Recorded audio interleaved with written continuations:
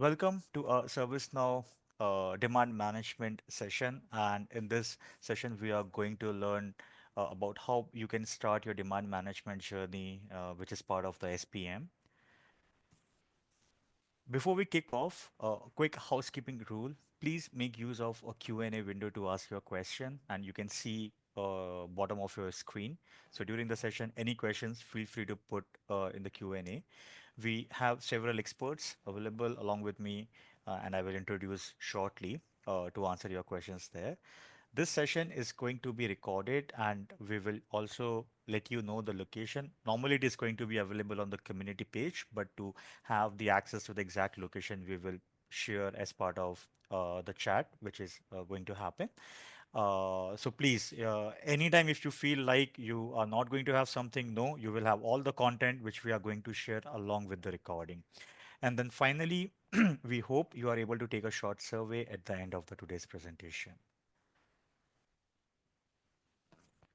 Today's session is part of our Live on ServiceNow, which is a curated event series to connect you with all the ServiceNow experts we have who can help you deploy your products and achieve the value faster. So we hope you join us again at another webinar or meetup. You can see the schedule by scanning the QR code or using the link in the chat, which again we will be sharing during the session itself. As with the presentation, we will go ahead. We need to inform our audience of the safe harbor notice for all the forward-looking statement. This presentation may contain the forward-looking statements that are based on our beliefs and the assumptions and on information which is currently available to us only as on the day of this presentation. With that, let me quickly introduce myself and my colleague. I'm Shivan Agrawal, part of a product success team with ServiceNow, 1.5 year overall, having 16 plus years of experience and based out of Bangalore. I also have Mark and Emil, where they are also going to introduce quickly. Mark, please. Yeah, hi everybody, Mark Casto. Um, uh, I'm a peer to Shawan, and I cover many of the U.S. companies. Been here at ServiceNow going on 6 years. Emil. Hey guys, my name is Amal Chakra. I'm on the product management for SPM and I'm based out in San Diego and with ServiceNow for 12 years. Thanks for being here. Thank you. Thanks, Mark. Thanks, Emil. With that, before we get into the devil's detail, I would say let's have a quick poll just to understand where you guys are in your demand management journey. Let me quickly launch a poll for you, and I request you to please participate.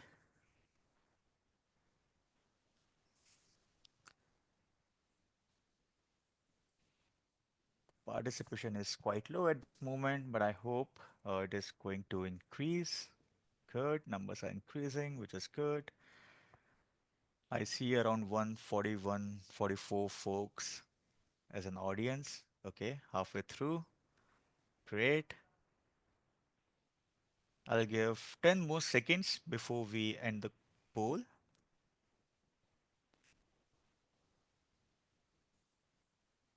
Okay, good, great participation. Thank you for answering. Let me quickly share the details just to let you know where we are or what people in the meeting, what is the state. So I think most of the folks are around the process with the multiple tools and the low maturity. So for sure, this session, we are expecting to help you a lot to get started with your journey. And good to see the 29% who are already making use of the demand management. So I think good number where we feel it is going to be really helpful. Perfect. Let's move on. Mark, I think people here are interested to know how the overall demand management looks like, how it fits in the overall SPM or in the end-to-end life cycle. Would you like to walk us through with that? Absolutely. Thank you, Shawan. So, from the product name, I think you get we're all about strategic planning. And one of the key areas of strategic planning is intake of investments and works. Next if you click again, this is animated. So part of our strategic planning flow is the establishment of OKRs. We call them goals and targets, but it's really objectives and key results, and defining your roadmap from a goal and objective point of view. Then using um, different means of feeds into a centralized demand, you can understand what aligns, what doesn't align, what has more value for the company as far as investment, cost, resourcing, and alignment to your strategic objectives. It almost sounds simple. It's not simple in action, but that's the point of it, is anything that you do should be aligned to the goals and the targets of your enterprise. Once you've approved the demand, execution occurs. Execution can happen however you want it. We support execution, agile, traditional project, hybrid project and agile, scaled agile, etc. So there's a lot of different options when it comes to it. Next slide, please. So, what are we doing? We're delivering, all of us at our respective companies, we're delivering value to customers. How do we do that? So this is what we call the end-to-end visibility. Um, keep clicking if you would. So as we mentioned, well, on the previous slide, we establish our strategic roadmap, and there's different mechanisms that feed into it. But ideally, the executive staff, the leaders of the company, they establish what our goals, our OKRs are. We define our funding, and all of this ends up in demand. Next click. There's a lot of different ways into demand. You see, one is enterprise architecture. One of the things that we could say is enterprise architecture is effectively IT's conduit strategically into the work and the things that we want to do. In EA, we create a business case to do upgrades, to improve capabilities, those kinds of things. But we also have general ideation from customers and employees. We have, if you are a product oriented company, we actually have a formal system for doing product feedback. That's a very important variant on what you might call ideation. It all becomes a demand so that you can see and understand across the breadth of all work and investment that's being requested. You can understand how it all aligns and how you are achieving and working towards your end goals.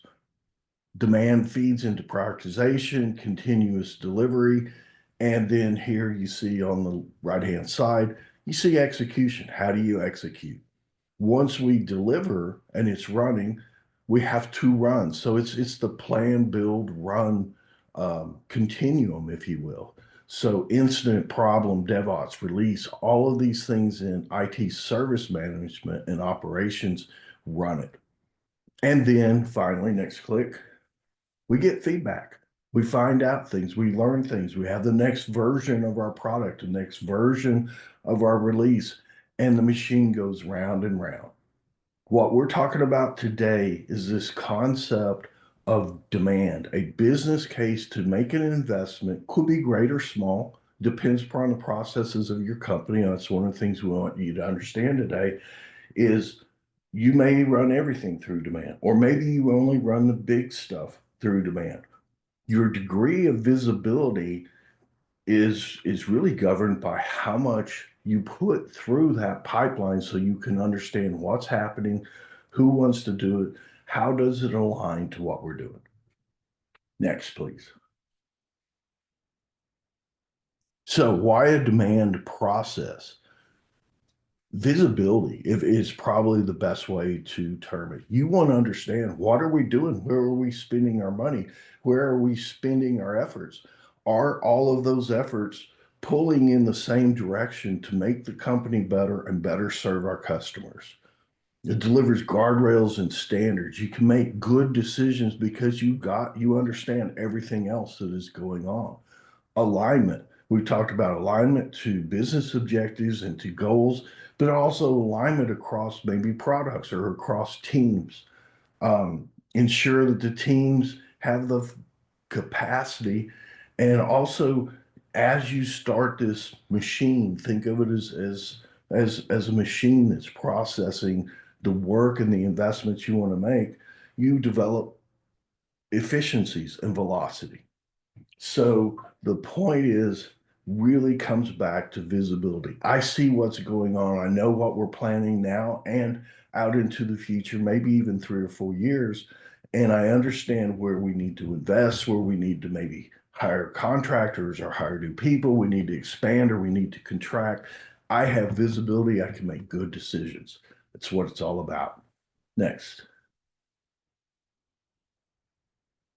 So demand, as I mentioned, think of it as building a business case for planned work. Now, unplanned work happens all the time. We recognize that. In fact, the biggest facility in ServiceNow is ITSM, instant and change and all these things, keeping the lights on, if you will. That is still there. And even that could feed through demand. It's not common, but the possibility is there if you needed to make a decision and said, no, this is not an investment. This is something that needs to go to change. So there are some possibilities. Again, we're a Swiss Army knife. We try to make it flexible to accommodate how you work, how your company works. But what we're doing here, the key things, we're understanding the requirements, we're understanding timelines. It's all rough order magnitude because this is just a business case. We're understanding rough order magnitude financials, resources, and most importantly, strategic alignment. We can then analyze and compare, prioritize, and understand where we're going with this stuff so we're doing the right things now and in the future. Next, summary. It's just this is one place. Again, it's about visibility. If you have things distributed all over the place, you have no idea what's going on. The left hand doesn't know what the right hand is doing. So, working together, that's what this thing is all about. Ensure teams are aligned, funding is aligned, capacity, agility is one of the benefits. You shift from funding and resource to running and growing the business, and you can scale. Next.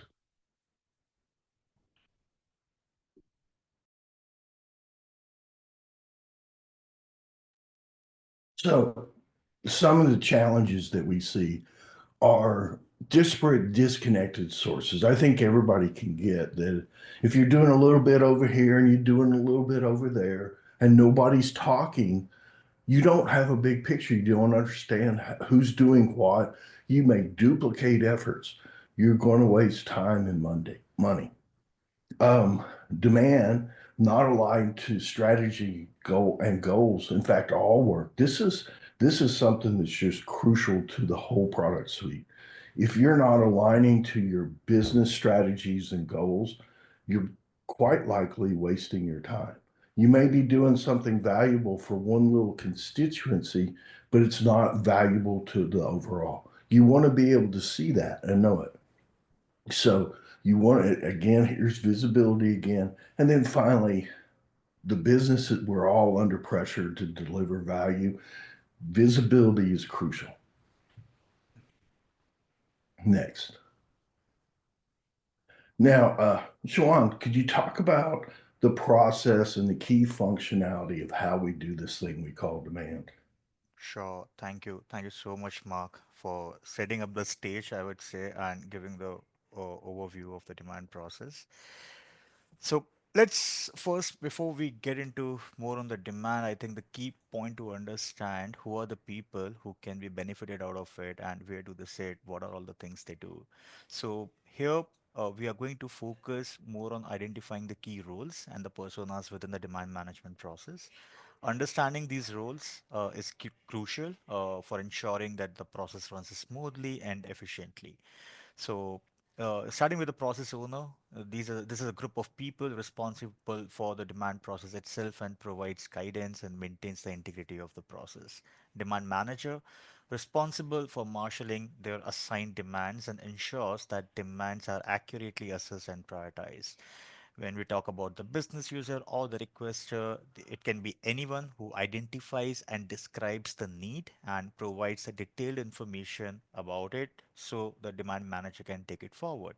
Then we also have the stakeholders or the SMEs who provides the insight and the feedback on the demand, and we will also see how they help us in prioritizing the demand because the feedback is something which is pretty much important for the prioritization.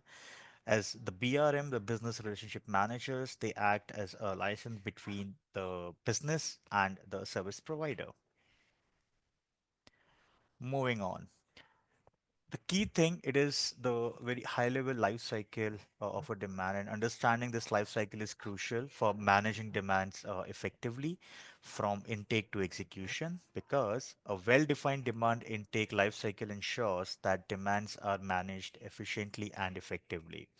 It provides a structured approach to evaluating, prioritizing, and executing the demands. And the process begins with the completion of the demand intake for what we capture as the essential details about the demand, followed by uh, the demand manager when a person gets assigned basically in the submitted uh, place.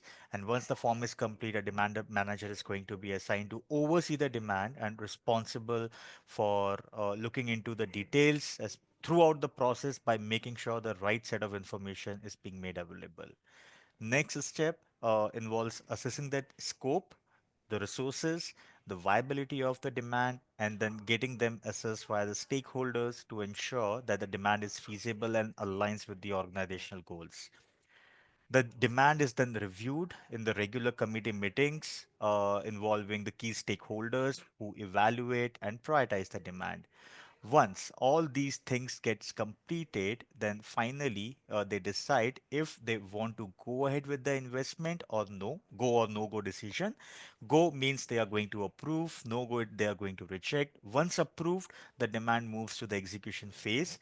Resources are updated and the demand is converted into the execution record. When I make use of a word execution, it can be a project, enhancement, a story, basically anything. It all depends what is our process for which we are making use of the demand. Moving on. So this is how the different phases of the demands what we have, the five key phases: the draft, submitted, screening, qualified, and approved. We also call the in a different form. Sometimes we make use of the word drafting a demand, then the demand intake as part of a screening. In general word, screening is nothing how we are going to enhance the demand, where we are going to collect more information, assessing the demand, which is nothing what we call as a qualifying the demand, and then the approving of the demand. I'm not focusing on this slide much because we do have the detailed slide on each of the states of the demand. So this is how the overall process looks like, the whole end-to-end process. And if I quickly open my laser, here you go. So it starts with the requester. Any requester who has some kind of need, some kind of requirement, they are expected to create a demand. Once demand is in place, we assume the right set of information which is required to process the demand further. That is where the demand manager is going to get assigned, and demand manager is going to enhance the demand. Enhance the demand means nothing. It's more of making sure the right set of information is available to take it further. If not, they can have the back and forth communication with the requester to gather more detail. Once everything is available, they take it forward with the stakeholders where they are going to assess the demand. When we talk about the assessment, is more okay, what kind of requirements we have, what kind of value it is going to generate versus the investments we are going to make, the kind of ROI we can expect out of it, or the benefits. Depending on all these key factors, they decide either they want to go ahead, or again, the go and the no go. If they say approve, depending on what kind of execution process it is going to follow, we have the change request, the agile one, where you can have your epics features, or the safe one. You want to convert it to a defect or the enhancement, or you want to run as a full project, which is nothing more going to be a bigger piece to be deployed. Let's move to the different phases of the demand life cycle, and I will start with the draft one. So when we talk about drafting a demand, basically we are focusing on how best we can intake. So to get the demand, there are many options. Idea is one of the options. You can have the catalog items. You have the product feedback, which is a new feature available in the strategic planning workspace. You can make use of that as well to take the demand. One thing as a best practice, whenever you are deciding on the intake process, please consider the kind of audience you have in your organization, the kind of folks you actually want to, so you can control the intake process from your audience. Otherwise, if you keep multiple options, not a best practice in the market. So always have one or two different options. Might be it can be a catalog, it can be the idea portal, it can be a product feedback, or it can be a direct creation of a demand. Just follow the best practice by limiting it by understanding the kind of audience you have in your organization. If I talk a little bit more about the product feedback, because it's a new feature within the SPW. So feedback, think it in a way you are running your products or the business application from where you are getting regular feedback. So product feedback enables you to uh, take the feedback from different places, from different sources, combining them and putting them as a product idea. Please do not get confused with the product idea and the idea portal. These are two different things. Product idea can be a combination of multiple feedbacks, right? Once you have the product idea, you go through it, you like it, you see, okay, at a very high level, it seems to be a good idea. Let's take it forward. Then you do have an option from the strategic planning workspace to convert it to the demand. I'm only focusing on the demand because this is what we are talking today. Moving on, assuming I got the request, I have the information very high level from the requester, and when the demand is in the submitted state, that is where the demand manager is going to be assigned to the demand. So in the submitted state, at a high level, demand manager makes sure if the demand is accurate. What it means when I say accurate, it means do we have the right business case, the information about performing the demand, not performing the demand, benefits out of it, what we can get or not. If the information is not available, as I mentioned earlier, they may have the back and forth communication with the requester to gather the required information, which helps them taking the demand forward.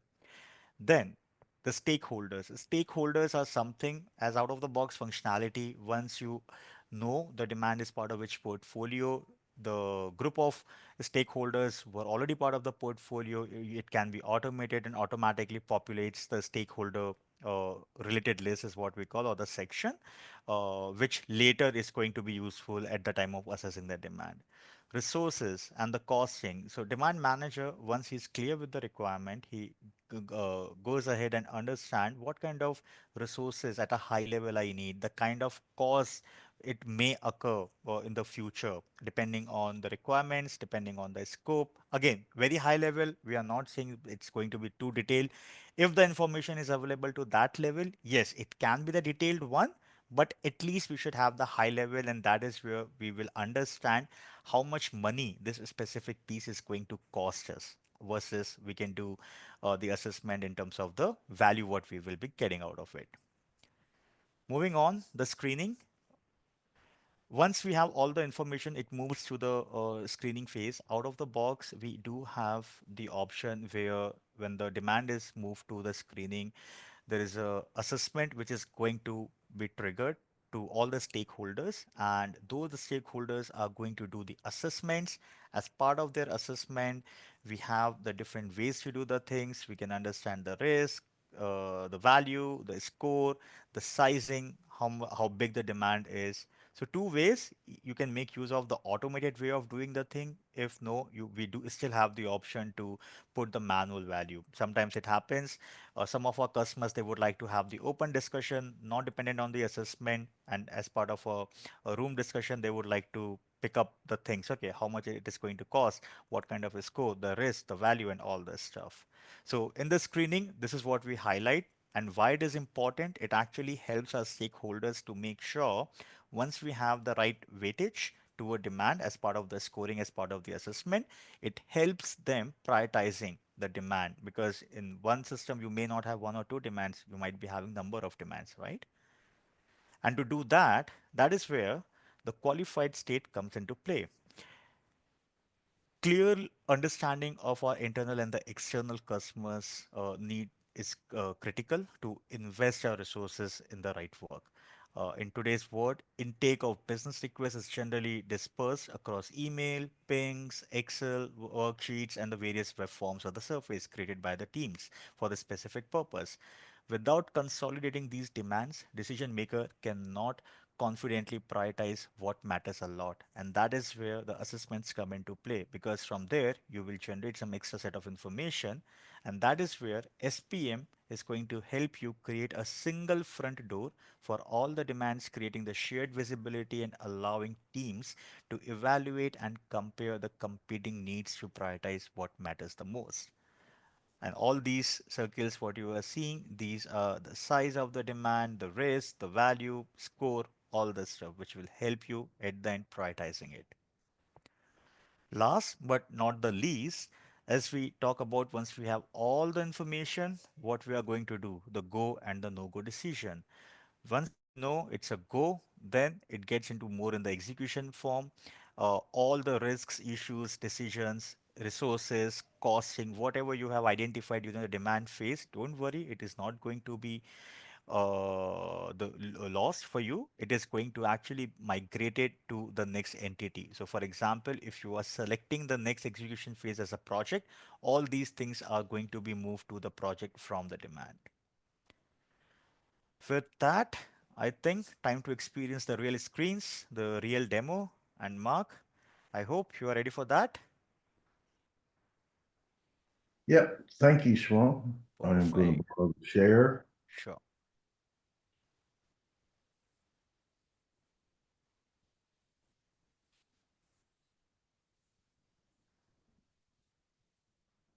Okay, you should see my screen, hopefully. I'm going to refresh here so we have it clean. I'm going to start from just one of the many possibilities for intake.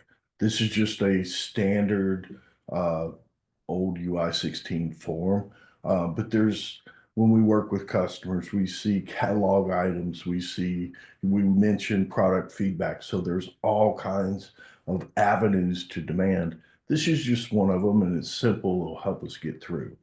So I'm going to do a new HR portal.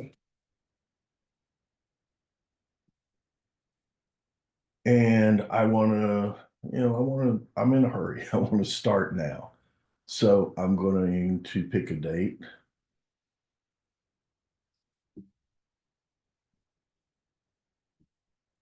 So I want to get started, first of next month.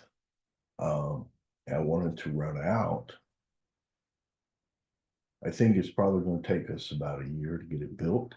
So I'm going to set this up. You'll see similar demands. What this is using a simple machine learning capability.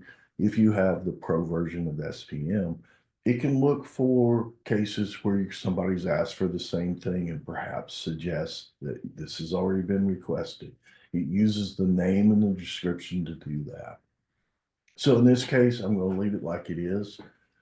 Details, I'm going to add a portfolio since it's HR. I'm going to pick the HR. I don't have a program, but if you use programs in your practice, programs being a grouping of projects and demands, I could add it to a program. In this case, I'm not going to.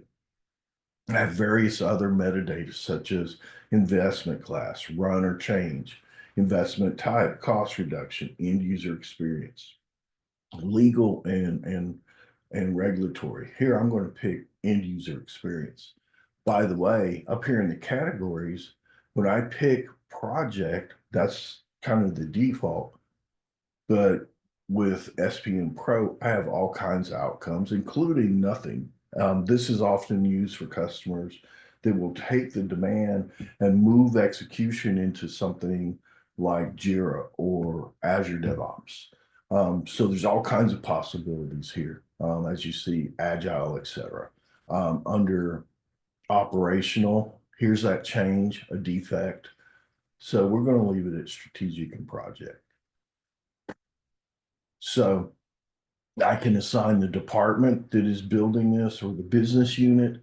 I have a choice. Business unit departments are children of business units. So these two are slaved together. Since I'm going to target a project, I could go ahead and specify who is going to be my project manager. If there are other impacted business units, because quite often you're going to build something, but it impacts others. Capabilities, impacted business applications. Again, this is about what is this for? What are we working on? And here I'm going to make Paul the demand manager as well. And is this OPEX or CAPEX? So I'm going to say this is CAPEX. We're spending new money to make our lives better. I could add collaborators. Now I can specify the business case. I'm not going to go very far in this, but this is where in a rich text format, I can specify what it is we want to do. So I can show the business case, risk of performing, risk of not, enablers, barriers, scope, out of scope, pretty important when it comes to projects, and assumptions that I'm making. So, and then remember we talked about our goals. So here I can pick a primary goal, which would then in turn align to our strategic priorities. So now I have alignment of what we're doing with this. So at this point, I don't know the financials. It's not time for an assessment. If you remember from the process, this is just, I'm the requester right now. I've got the requester hat on. So now what I'm going to do is save this. Now we have new capabilities here that are going to show up. All kinds of things. Remember, we mentioned stakeholders. So because I picked the HR portfolio, I get 3 standard stakeholders. Some are assessment recipients, others, at least one of them is not. Are they approvers? What is their role and function? I have requirements, risks, issues, decisions, actions. I can manage this thing just like the front end of you as you would in a project. Cost plans, I can define costs. So a couple of places that costs come in is if I define a resource, for example, I do a resource assignment, I'm going to say, you know what, I need some architects. So I'm going to pick the group architects and I'm going to do it in hours. I think I need about 200 hours of architect help. And it's spanning across the whole project. Remember, this is not really a project. This is just me asking for it. But this, in this case, I'm wearing a BRM or maybe a demand manager hat, working with the requester. But now we're doing planning. We're filling out the demand. So now I've got some resource that I've asked for. If I generate, I'm going to generate my labor costs based off that resource request. And while it's doing that, there we go.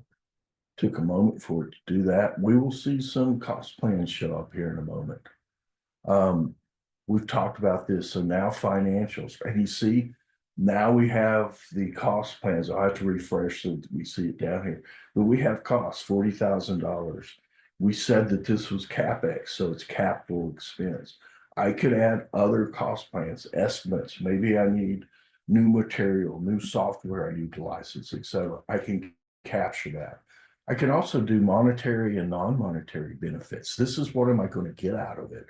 This is important to understand so that I can say, you know what, we want to invest this amount, but in the end, we think we're going to get that much out of it in the end. So that's the kind of things that we want to do. So now we have our benefits. So I'll throw a monetary benefit in here.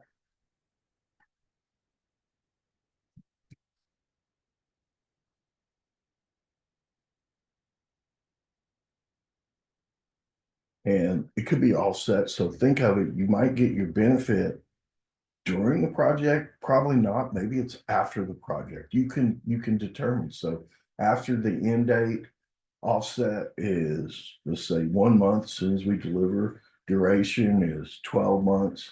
So now, see, it determined how long we're going to get our benefits. And the benefits, I'm going to say, is 250K.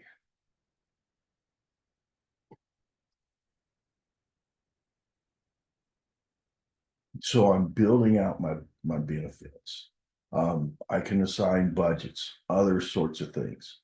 As I've built this out, I assign resources, I do requirements, I address risks. I can use demand tasks. This is a very powerful capability. Here, I can assign tasks to other SMEs to go do something for me, like do the resourcing, that sort of thing. We have customers that do quite a few different things here. There's some basic things: initial review, resource estimate, cost estimate, benefit. What we will see is quite often they'll expand upon this, requirements development, that sort of thing. So as you build out that demand, it's now time to submit. I've submitted the demand, and basically I was doing all that in the draft. I actually should have been submitted. I kind of skipped the process. But now I've got the demand built out where it's ready for our stakeholders and our SMEs to take a look. So now I'm going to screen. So what has happened? I actually now have assessments that have been assigned to these stakeholders. So both Garth and Gracie have been asked to do an assessment. I'm going to impersonate real quick.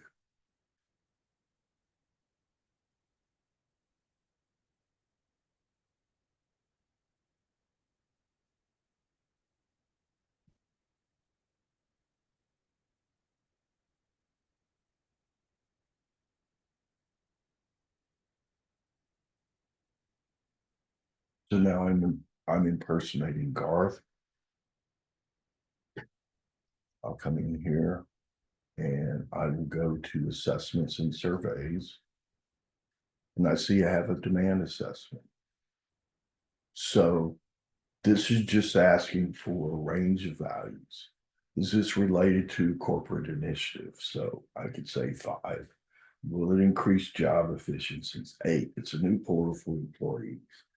Does it increase process uh, consistency and optimization? Yes, I believe it will. Will we gain a competitive advantage? Yeah, a little bit. What about risk? So, um, is there time delays? Yeah, that one's kind of bad. There might be a time delay. We're always competing for resources. Does it fulfill compliance and regulatory? Not really. Does it require additional infrastructure? Yes, I believe so. Does it contain significant dependencies? Not that much. So now I've done this. I've completed the assessment. I'm now going to go and uh, impersonate Gracie.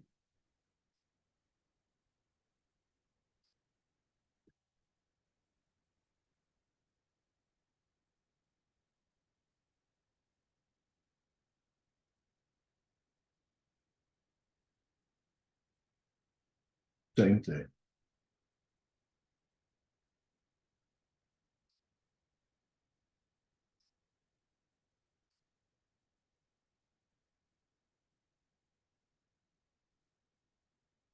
I'm just going to keep it simple. Get it 5s all the way.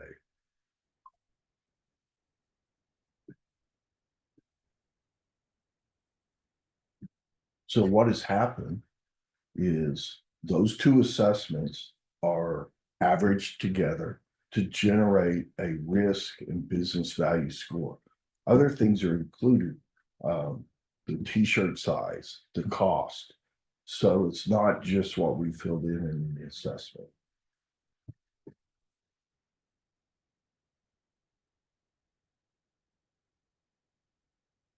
And to my demand. excuse me, you see that we moved to qualified now. I completed the assessments. Screening is done. I automatically went into qualified. This is the point in time where the demand manager, as the governor or the nursemaid for this demand, it's their job to take it to the executive committee to make a decision. Do we go? Do we approve? What do we do with this? You see the assessment data was completed here. At this point, we can use other tools in demand, such as the demand workbench, where we can see demands in a bubble chart.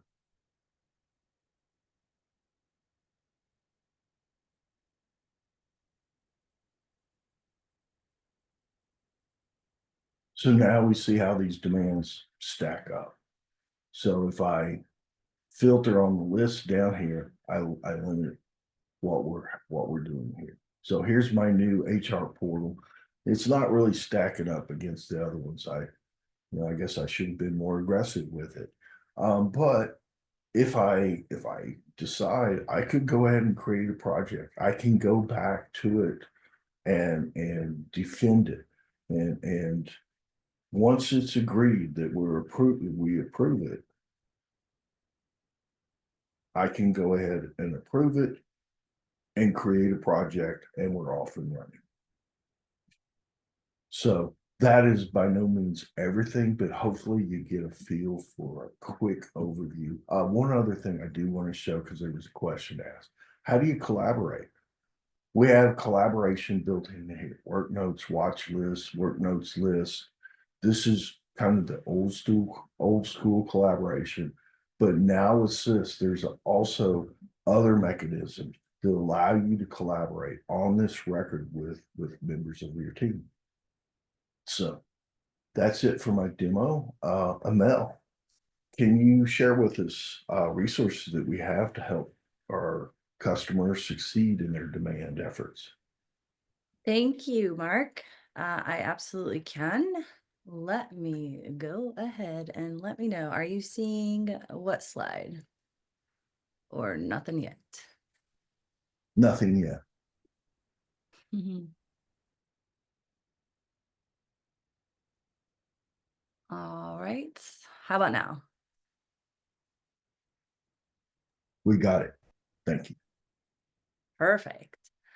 All right, guys. So thanks for that demo, Mark. I am really excited to talk to you guys today about how we can set your teams up for success during your implementation and deployment.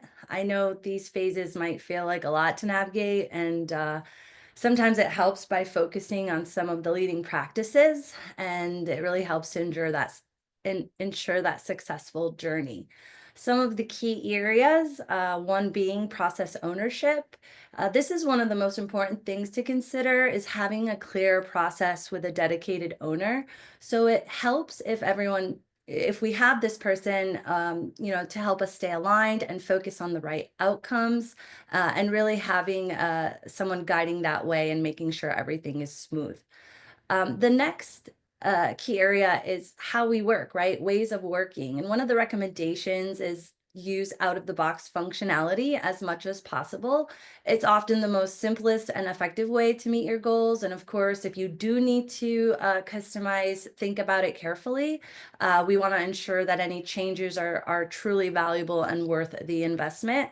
And really, this is to help with any of the upgrades, right? So the more customizations that you do have, it's harder to sort of upgrade. Not to say we can't, but think about that, right? So as much as possible, stay out of the box functionality. And then the last is really keeping things simple, right? Our state model optimization. So using the default state model is a great way to start, and it really helps to reduce costs and complexity so we can focus on the things that matter. And so at the very least, the start simple, start small and manageable. A single project schedule and focusing on one resource type at first might make it easier to track progress. Then as more teams get comfortable and see success, you'll be able to gradually expand and scale, which is going to allow for a much smoother transition.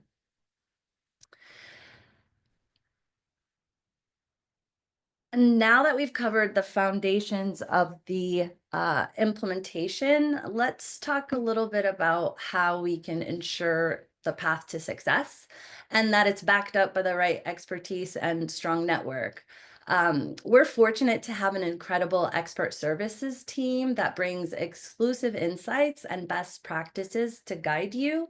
With the experience from hundreds of successful implementation, we ensure your approach is always aligned with your business goals and it keeps things value driven every step of the way.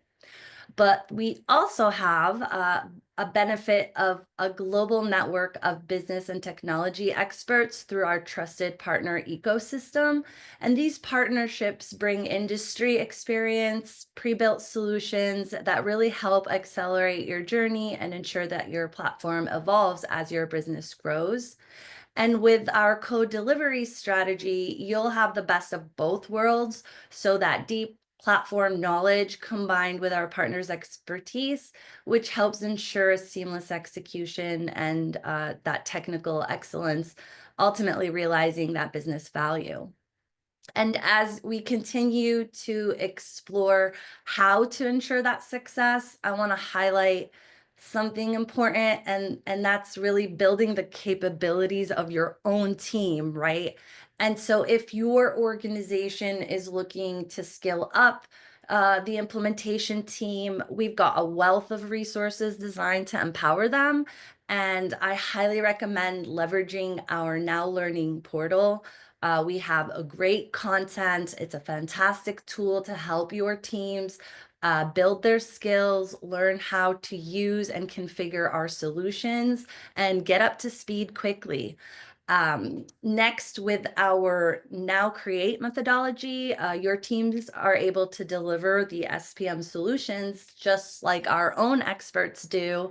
And we have this methodology that provides structure to everyone and make sure that there's alignment and working in the same manner, which is driving that consistent and successful results. And of course, there's our vibrant SPM community. We have a product hub page on our community. This is where we can connect, you can connect with others, we can share experiences and find creative ways and different solutions that are fully supported by our SPM capabilities. Be sure to check out our snugs. And yes, I'm putting air quotes up there. So if you haven't heard our snugs, that stands for ServiceNow user groups. And we are in a city near you. And we encourage you to take part in our user groups. So we have great events that help you meet other folks in the industry and our experts, as well as key partners. And then last but not least, don't forget to subscribe to the SPM Product Hub page for the latest updates. So now, just as important as having sort of a properly configured solution and knowing where to go for some of the resource, I want to sort of talk a little bit about ensuring that your organization is prepared for change in ways of working. And to support this, we offer valuable guidance in building your organizational change management plan, so OCM, and really helping you craft a business case that's value driven and helps to position that executive alignment and support.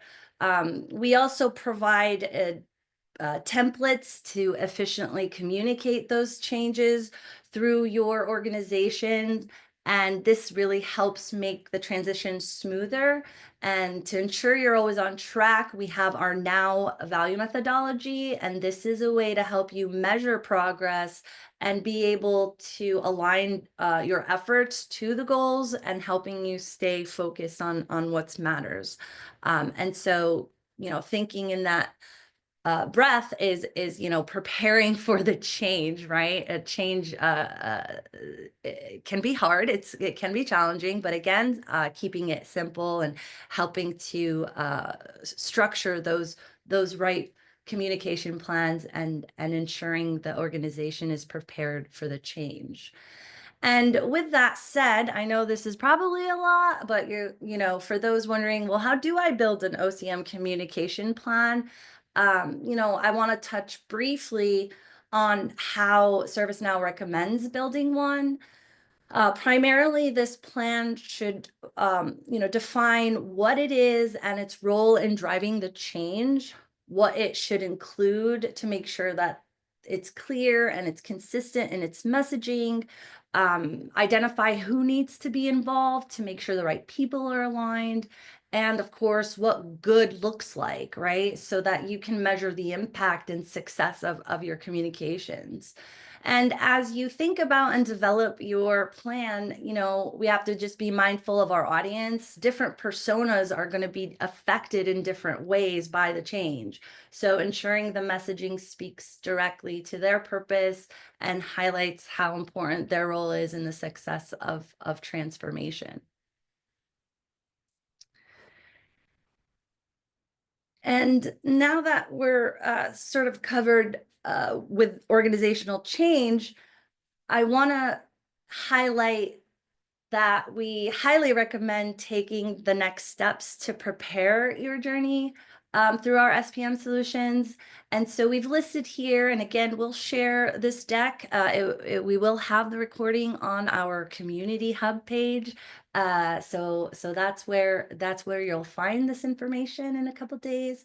But you can surely check them out now.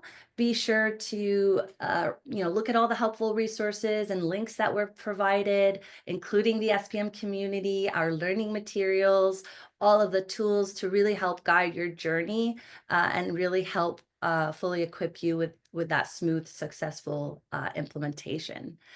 I have more. I'm excited to also share, which last but not least at all, we have, and I don't want you to miss out, the product team, SPM's product team's biannual vision series, and it's your chance to dive into some of valuable insights that we have to share, innovation, as well as success stories. After the impact of our last one, we're bringing even more exciting experience this time around. And so we have a keynote by our VP, Yoav Boaz, and we also are sharing our product vision and roadmap with our Karina Hatfield, our Senior Director of Product Management. And we'll also learn from other organizations on how they've achieved strategic outcomes, as well as engaging with the panel discussion. So you won't want to miss it. And I do realize that I don't have my QR codes up here, but I'm not sure why they disappeared, but we will be sure to put those out there. Otherwise, we do have the SPM Vision Series on our community. It's an events tab, and so be sure to check it out, everything on that community. And with that, I want to open it up for questions. Any questions that you guys might have? I think we do have in the chat box, so maybe it would be good if we take it live. I Sure. think one is a repeat one. So it's more on the OCM, and I think the question is coming from the Sudarshan, and he's saying, how do we get material on the OCM, or how do we engage with ServiceNow team for OCM?